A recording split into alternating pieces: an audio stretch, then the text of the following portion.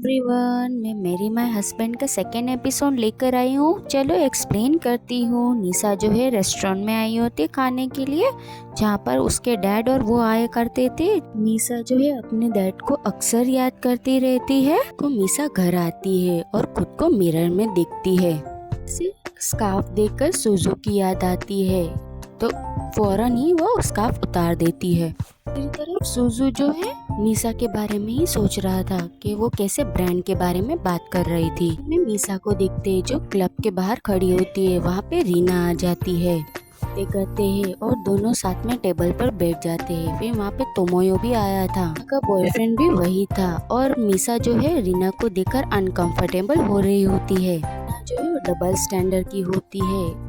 रीना के मीसा को टच करने से मीसा जो है खड़ी हो जाती है, डर से टकरा जाती है और सब लोग शॉक हो जाते हैं उनको देखकर। मीसा जो है वॉशरूम आती है। फिर मीसा को याद आता है पास की बातें कि तोमोयो ने यहाँ पे उसको प्रपोज किया था। कि जहन्नम भरी जिंदगी की शुरुआत हुई थी। सब लोग मैच देख रहे होते हैं, जीतने पर सब खुश हो रहे होते हैं और पास्टी की तरह जो है वो मीसा को प्रपोज करता है।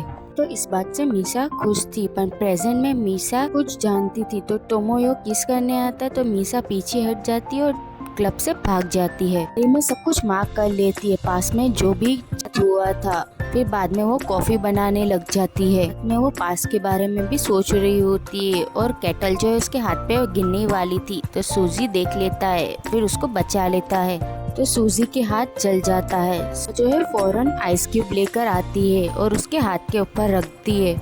उसको सॉरी बोलने लगती है। एक्चुअली पास में मीसा का हाथ इस कॉफी से जला था।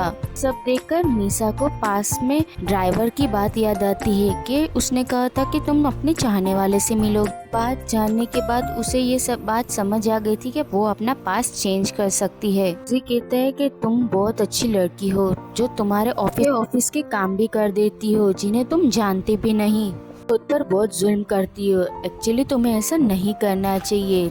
खुद को कचरा बनाते हो, फिर दूसरा कोई तुम्हें कचरा कहता है तो तुम खुद ही हर्ट हो जाते हो। मीसा को ये सब सुनकर अच्छा नहीं लगता, तो सुजुकी से वो लड़ने लग जाती है। कहती है तुम जैसे लोग हमें यूज करते हो, काम खोने के बाद तुम हमें देखते भी नहीं, तुम्हारा कोई हक नहीं है ऐसा सब कहने का।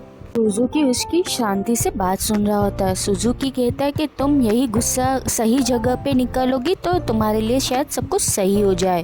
खुद पे यकीन रखो, तुम खुश रह सकती हो। मीसा को उसकी बात समझ नहीं आ रही थी। मीसा जो है तोमोयो के साथ डिनर पे आती है और उसको प्रपोज करता है तोमोयो। तो वो मीसा जो है एक्सेप्ट कर लेती है। दोनों बाहर आते हैं। फिर इन्हें रीना मिलती है और रीना को गले लग जाती है मीसा खुश होकर।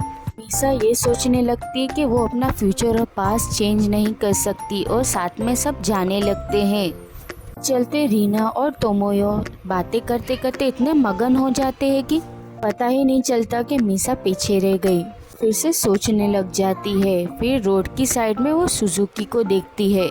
सुजुकी जो है वो मीसा को ही देख रहा था। फिर हमें पास के कुछ सीन दिखाए जाते हैं जिसमें सुजुकी अपने कॉलेज टाइम में होता है और एक पार्क में बैठा होता है। फिर वहाँ पे वो मीसा को देखता है कि उसी की कॉलेज में पढ़ा करती थी। वो एक टर्टल को देख रही थी और उसको देखकर उदास हो रही थी, सोच कर कि ये तालाब का पानी सूख जाएगा, फिर ये टर्टल कैसे सरवाइव कैसे करेगा।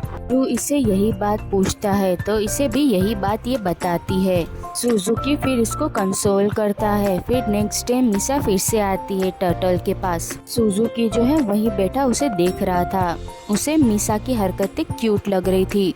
कि अपने टीचर को आकर बताता है कि मुझे इमरजेंसी में अपने डैड का कंपनी संभालना है, वरना वो बर्बाद हो जाए, मुझे कॉलेज छोड़ना है। ये बात करके वो बाहर निकलता है। वहाँ पे बारिश हो रही थी, तभी वहाँ पे मीसा आकर उसे टकरा जाती है। उसे सॉरी बोलकर भाग जाती है, क्योंकि उसके पीछे आ रहा था। फिर देखता है कि मीसा बस में बैठकर वहाँ से चली गई। एक्चुअली में मीसा के डेथ हो गई थी, इसीलिए मीसा को जल्दी से घर आना पड़ा। थोड़े दिन बाद मीसा जो है वो कॉलेज आती है। फिर जैसे ही वो देखती है कि पानी जो है वो पूरा सूख गया था, फिर वो टर्टल को ढूंढने लग जाती है। काफी देर ढूंढने के बाद उसको टर्टल नहीं मिलता। फिर वो रोने लगती है। फिर एक ट्री पर उसको एक लेटर मिलता है जिसमें लिखा हुआ था कि टर्टल बिल्कुल ठीक है, मेरे पास है, जिसमें हमें 2025 का सीन दिखाया जाता है। सुजू जो है वो कंपनी का मालिक बन चुका था और आलीशान जिंदगी गुजार रहा था। टर्टल उसके पास ही था। फिर वो दिन आता है, मीसा जो है सुजू के डैड की कंपनी में जॉइंट होती है और उसको वो पास भी हो जाती है। सुजुकी जो है वो मीसा को देखता था दिल लगाकर काम करते हुए। फिर थोड़े दिन बाद सुजुकी तोमोयो और मीसा को क्लोज आते हुए देख लेता है, लेकिन तब उसने कभी कुछ नहीं कहा। जब मीसा 10 साल पीछे आती है तब सुजू इसको स्कार्फ का बताता है जो कि रीना ने दिया था। सीन जो है वो प्रेजेंट में शिफ्ट हो जाता है। मीसा आज बहुत कॉन्फिडेंट दिख रही थी।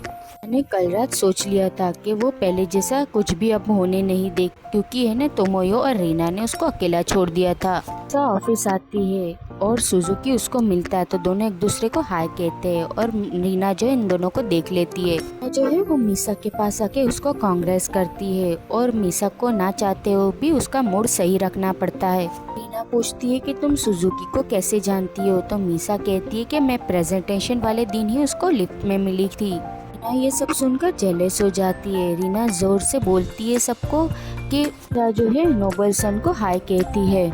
एक्साइटेड हो जाते हैं और निशा ये बात सुनकर शॉक हो जाती है क्योंकि उसको ये बात पता ही नहीं थी। सुजुकी जो है वो डायरेक्टर है, वो कंपनी का ओनर का बेटा है। निशा को याद आता कि उसने बचपन में भी कमर्शियल में सुजुकी को देखा था। थोड़ी देर बाद तोमोयो और मीसा मिलते हैं और तोमोयो कहता है कि मैंने तुम्हें वेडिंग वेन्यू भेजा था। मीसा उसे कुछ नहीं कहती। वो साथ में लंच के लिए बैठ जाते हैं। तोमोयो उससे बात करने की कोशिश कर रहा था पर मीसा उसको इग्नोर करती है। मीसा मन में सोचती है कि मैं इस घटिया इंसान से कभी शादी नहीं करूँगी। थोड़ी देर बाद रीना आती है और उसके पास बैठने को कहती है। रीना जो है वो तोमोयो के साथ बैठ जाती है, फिर उससे बातें करने लग जाती है।